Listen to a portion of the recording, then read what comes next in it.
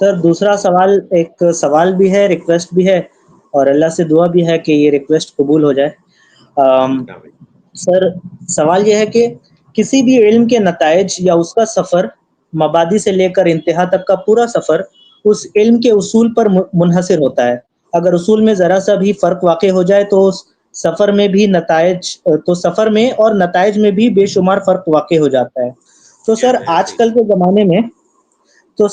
کے زمانے میں جہاں بہت سارے لوگ ایک دوسرے سے مناظرہ کرنے اور سننے کی خواہش رکھتے ہیں، کیا اسی کے برخلاف آپ کے اور غامدی صاحب کے درمیان خصوصاً اصول و مبادی کے موضوع پر ایک انویسٹیگیٹو ڈیبیٹ آرگنائز ہو سکتی ہے، جہاں آپ دونوں ایک دوسرے کے آمنے سامنے نہیں بلکہ صحیح غلط ایک دوسرے کے آمنے سامنے ہوگا، جہاں آپ دونوں اپنی اپنی بات کو صحیح سمجھتے ہوئے اس میں غلطی کی گنجائش تسلیم کرتے ہوئے صحیح بات کو پتہ لگانے کی جستجو میں اپنی اپنی بات پہ نظر ثانی کریں گے؟ یہ انویسٹیگیٹو ڈیبیٹ ایک مثال اور ہم طالب علموں کے لیے بہت زیادہ مفید ہوگا۔ تو مرتبانہ گزارش اگر قبول ہو سکے تو سر۔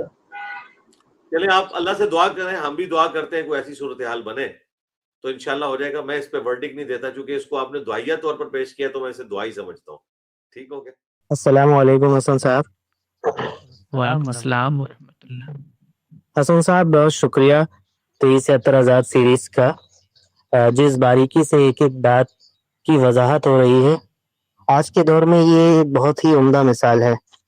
اس سے ایک انویسٹیگیٹو ڈیبیٹ کا کانسیپٹ دماغ میں آتا ہے۔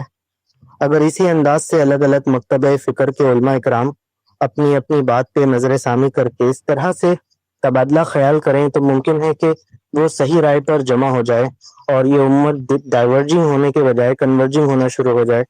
تو میرا جو سوال ہے وہ آپ کے ذریعے سے غامدی صاحب سے ایک ریکویسٹ ہے اور اللہ سے دعا ہے کہ یہ ریکویسٹ قبول ہو جائے۔ کسی بھی علم کے نتائج یا اس کا سفر، مبادی سے لے کر انتہا تک کا پورا سفر اس علم کے اصول پر منحصر ہوتا ہے۔ اگر اصول میں ذرا سا بھی فرق واقع ہو جائے تو سفر میں اور نتائج میں بے شمار فرق واقع ہو جاتا ہے۔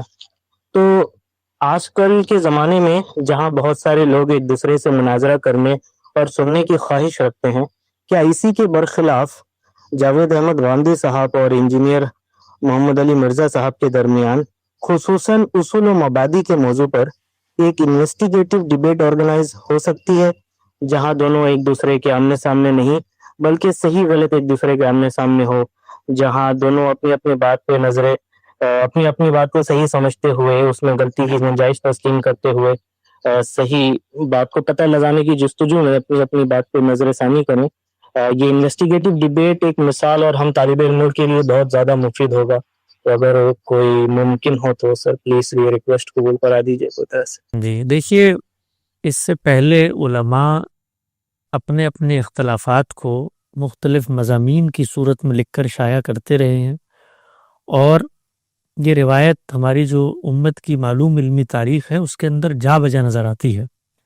اس چیز میں اصلاً کوئی حرج نہیں ہے کہ دو صاحب علم بیٹھیں اور بیٹھ کر مختلف امور پر تبادلہ خیال کریں اور اپنی اپنی آراء کا اظہار کریں، ایک دوسرے سے وہ سوال کرنا چاہتے ہیں تو وہ سوال کریں۔ مختلف ادوار میں خود غامدی صاحب کو آپ نے دیکھا ہوگا کہ وہ ایسے فورمز پہ شریک ہوئے کہ جہاں پر مختلف الخیال علماء موجود ہیں۔ خود ان کا پروگرام ایک لمبے عرصے تک غامدی پروگرام جیو پہ جاری رہا، وہاں پر علماء اکرام تشریف لاتے تھے، اپنا استدلال پیش کرتے تھے۔ پھر آج اسلام کے اندر بڑی بارکۃ الآراء اور معروف ڈیبیٹ ہے، گفتگو ہے، مکالمہ ہے ڈاکٹر اسرار احمد صاحب کے ساتھ۔ اسی طریقے سے جیو کے اوپر ہی پروگرام الف کے نام سے ہوتا تھا، وہاں تصوف کے موضوع پر پہلے تصوف کے ساتھ مکالمہ ہے۔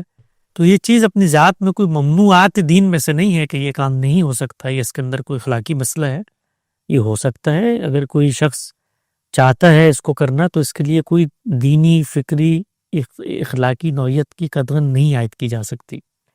لیکن میں اس سے آگے بڑھ کے ایک اور بات کرتا ہوں۔ وہ بات یہ ہے کہ موجودہ دور میں لوگوں نے جو انٹرٹینمنٹ کی فطری ارج ان کے اندر موجود تھی، جو فطرت نے رکھی تھی، مذہبی ذہن نے اس فطری انٹرٹینمنٹ کی ارج کو بجائے یہ کہ فنون لطیفہ کے ذریعے پورا کیا جائے، اس باب میں بھی مذہب کی خدمات حاصل کر لی ہیں۔ گویا ان کے لیے اب تفریح طبع کا موضوع بھی مذہب بن جاتا ہے، اور اس کی جو ایک بہت بڑی علامت ہوتی ہے وہ اس نوعیت کی ڈیبیٹس ہوتی ہیں۔ یہ جو ڈیبیٹ ہوتی ہے یہ کرنے والا اور سننے والا دونوں اس نیت سے نہیں کر رہے ہوتے۔ کرنے والے کی نیت کیا ہوتی ہے کہ وہ اپنے مقدمے کو اپنے ماننے والوں کے سامنے ایک محکم مقدمہ بن کر سامنے بیٹھے ہوئے شخص کو ریفیوٹ کر کے شکست دے، تاکہ جو لوگ سننے والے ہیں وہ اس کی واہ واہ کریں اور اس کو داد دیں۔ اور دیکھنے والوں کی کیا نیت ہوتی ہے؟ وہ یہ ہوتی ہے کہ ہم جس شخص کو مانتے ہیں یا جس پر ہمارا اعتماد ہے، دیکھو وہ اب اپنے فریق مخالف کو کیسے چت کرے گا۔ آپ یہ دیکھیے اس وقت یہ جو کلپس کٹ کے بنتے ہیں، یہ جو میمز بنتی ہیں، یہ اسی نفسیات کا اظہار کر رہی ہوتی ہے، اور یہ سب علمی ڈیبیٹس میں سے نکلی ہوئی ہوتی ہیں۔ آپ دیکھیے کہ آپس میں کوئی سنجیدہ گفتگو ہو رہی ہے، اس میں سے وہی چیز نکلے گی۔ کیوں؟ کیونکہ ہم لوگ اس کو ایک باطن کے اندر ایک ارج ہے تفریح کی، انٹرٹینمنٹ کی، وہ مذہبی ڈیبیٹ سے حاصل کرنا چاہتے ہیں وہ اعتزاز، کہ یہاں سوال ہو وہاں جواب ہو، ترکی بترکی مکالمہ، اور ایک جو ہے دوسرے کو چت کرے اور دوسرا پکڑ کے پھر اس کو بغلی مارے۔ یہ سب چیزیں جو ہیں یہ تفریح کا باطن میں ذریعہ بنتی ہیں، یہ خالص علم کی ارج نہیں ہوتی۔ خالص علم کی ارج کیا ہے؟ وہ یہ کہ لوگ زندہ ہیں، لوگوں کا آپس میں رابطہ ہے، وہ ایک دوسرے سے بات کریں، مکالمہ کریں، گفتگو کریں، اور مقصود یہ نہ ہو کہ وہ دنیا کے سامنے آئے، مقصود یہ ہو کہ ہم دوسرے کا موقف سمجھیں، دوسرے کا علمی استدلال جانیں، اور اپنی تنقید پیش کرنے سے پہلے اس کے سامنے رکھیں کہ وہ اس کے بارے میں کیا کہتا ہے۔ یہ کام ہے جو ہونے والا ہے۔ جو کام نہیں ہو رہا، یعنی کوئی صاحب علم اٹھتا ہے، وہ گھنٹوں میں روز دیکھتا ہوں غامدی صاحب کے اوپر افکار پر تنقید، نہ بات سمجھی، نہ موقف جانا، نہ اس تنقید کے نتیجے میں جو ان کا نقطہ نظر بنتا ہے اس کو سمجھا۔ جب یہ سب کچھ نہیں سمجھا تو ایک ون وے ٹریفک ہے جو اس نے چلا دی۔ تو ہونا جو چاہیے وہ یہ کہ یہ لوگ رابطہ کریں، اور غامدی صاحب کا تو یہ معاملہ ہے کہ طالب علموں کے لیے، علمی استفادہ کرنے والے یا تنقید کرنے والے لوگوں کے لیے ہر وقت ان کے دروازے کھلے ہیں، اور وہ اس کی دعوت دیتے ہیں۔ کوئی ناقد ان سے رابطہ کر کر ان کا موقف سمجھنا چاہتا ہے، بات کرنا چاہتا ہے، اس کے لیے وہ ہر وقت حاضر ہیں۔ اور آپ نے ایک اور تجربہ کر کے بھی دیکھ لیا ہوگا کہ جس وقت کسی صاحب علم کو موقع دیا جائے کہ وہ علمی فکری انداز میں اپنا مقدمہ پیش کرے، تو اب میں مثال کے طور پہ علماء کا نقطہ نظر پیش کرتا ہوں اعتراضات سیریز میں۔ آج تک ابھی اس سیریز کو تقریباً 5 سال ہونے والے ہیں، 200 کے قریب ہم نے قسطیں پوری کی، ریکارڈنگ اگرچہ کوئی 300-350 کے قریب ہم نے کی۔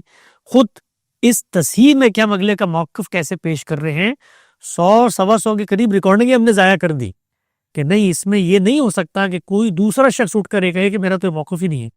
تو ہم نے یہ صحیح کر کے یہ ثابت کرنے کی کوشش کی ہے کہ دیانت داری کے ساتھ آپ دوسروں کا موقف پیش کر کے بھی اس پر تنقید کر سکتے ہیں۔ آج تک کسی صاحب علم نے مجھ سے رابطہ کر کے یہ نہیں کہا کہ اعتراضات سیریز میں آپ نے غامدی صاحب کے سامنے روایتی علم کا جو موقف پیش کیا ہے، یہ بات تو ہم کہتے ہی نہیں ہیں۔ اور اس کے نتیجے میں جو موقع ملا کسی بھی صاحب علم کو اپنا علمی سفر، فکری سفر، اپنا پورا کا پورا استدلال بیان کرنے کا، وہ کبھی بھی اس طرح کے مکالمے اور ڈیبیٹ میں مل ہی نہیں سکتا، اس لیے کہ وہاں ترکی بترکی جواب دینا ہے۔ وہاں باہر کیف دماغ اس جگہ پر چلا جاتا ہے کہ یار یہ تو اب میں پیچھے ہٹ رہا ہوں، اب مجھے آگے بڑھ کے حملہ کر کے اس ڈیبیٹ میں فتح حاصل کرنی ہے۔ تو جو ڈیبیٹ کا کلچر ہے وہ کبھی بھی علم کے فروغ کا باعث نہیں بنتا۔ یہ وقتی نوعیت کے مکالمے کہیں پر اگر کوئی کرنا چاہے تو ہو بھی سکتے ہیں جس میں نتائج فکر زیر ہے، لیکن سنجیدہ نظام استدلال کو سمجھنے کا وہی طریقہ ہے جس کی مثال ہم نے پیش کر کے دکھائی، اور اس میں وقت لگتا ہے، تجزیے میں، تحلیل میں، تنقید میں، اصل بنائے استدلال متعین کرنے میں۔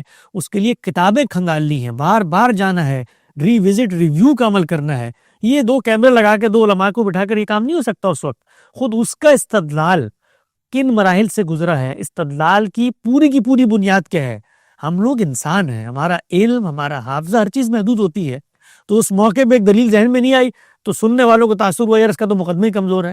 تو یہ بڑی نقصان دہ چیز نتیجے کے اعتبار سے بن جاتی ہے جب آپ خالص علمی، فکری، فلسفیانہ موضوعات کو اس طرح کی ڈیبیٹس میں ڈھال دیتے ہیں۔ تو ہونا کیا چاہیے؟ ہونی 3 چیزیں ہیں۔ جس نے تنقید کرنی ہے وہ پہلے اپنا ربط قائم کرے اس شخص سے، اپنا مقدمہ اس کے سامنے رکھے. اگر اس نے اس کے بعد اس نتیجے پر پہنچ کے یہ فیصلہ کیا ہے کہ نہیں میں تو اس کی تنقید کا قائل نہیں ہوں، تو دوسرا کام اس نے کرنا ہے کہ اس کا استدلال اپنی تنقید کے ساتھ ایسے پیش کرنا ہے کہ یہ شخص بھی پکار اٹھے کہ ہاں یہی میری بات ہے، اور پھر وہ اس پہ تنقید کرے اپنے پلیٹ فارم پہ. کوئی حرج کی بات نہیں ہے. اور جو تیسری چیز کرنی چاہیے وہ یہ کہ علم کی ڈیبیٹس اور علم کی تنقیدات، علم کے مسائل کو علم کے لب و لہجے میں ہونا چاہیے.